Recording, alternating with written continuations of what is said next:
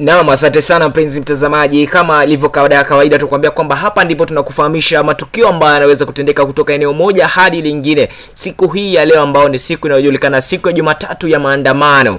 Hii leo tunaona kwamba Japhet Koome jana aliweza kutoa vitisho vikali, na kama tulivyokuarifu hapo awali ni kwamba eneo la Kisii afisa wa polisi wameonekana kuwa maradufu kama kushinda ile awali. Lakini swala ambalo limeleta hapa sio hilo, ni lile la kwamba Japhet Koome jana alisema kwamba hatataka kutambua ni nani, ni kiongozi yupi wa hadhi gani ambaye atakuwa anafanya maandamano ama atakuwa anaongoza maandamano. Swala ambalo wana Azimio au viongozi wa Azimio waliweza kusema kwamba kuna viongozi wao baadhi yao wanataka kuuawa, huku tukiangalia kwamba hii leo gavana wa kaunti ya Kisumu ambaye ni Anyang' Nyong'o ameweza kujitokeza na umati mkubwa sana pale, wakiweza kuongoza hafla ya maandamano katika mji wa Kisumu, kwa sababu tuna mamida saa 2 pale walianza kuchoma matairi, lakini sasa hivi wamejazana katika daraja lile kubwa la maeneo ya Kisumu ambalo linajoinisha katika Kisumu kwenda maeneo ya Kitale, Eldoret, ya wapi. So watu wameweza kurundikana pale na kushikana wengi sana,